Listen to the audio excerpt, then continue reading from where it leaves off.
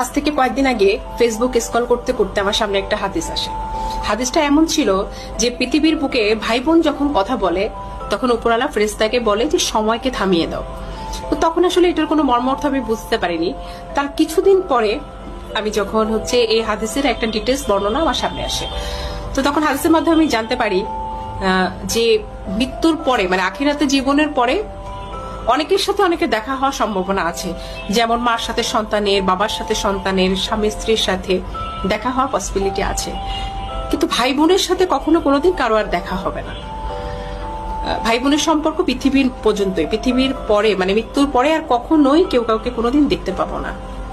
বিশ্বাস করেন, এই কথাটা শোনার পরে আমার মনের মধ্যে এক ধরনের যন্ত্রণা আমি অনুভব করছি যে পৃথিবীর পরে আমি শুধু আমার ভাইকে দেখতে পাবো বা আমি আমার বোনকে দেখতে পাবো, মৃত্যুর পরে আর কোনোদিন ওকে আমি আর দেখতে পাবো না। তো এই ক্ষণস্থায়ী জীবনে আমরা অনেকে সম্পত্তির কারণে কিংবা আনুষাঙ্গিক অন্যান্য কারণে আমরা ভাই বোনের সাথে কেউ কারো মুখ দেখি না বা আমাদের সাথে কোনো কথা হয় না, টোটালি কোনো সম্পর্ক নেই, এবং এইভাবে সম্পর্কটা অনেকদিন কন্টিনিউ করে যাচ্ছি। তো তাদের উদ্দেশ্যে আমার একটাই মেসেজ, সেটা হলো যে যে সম্পর্কের স্থায়িত্বকাল এত কম, সেই সম্পর্কের মধ্যে এত বৈরিতা না রেখে আমরা আমাদের সম্পর্কগুলো সুন্দর করে ফেলি।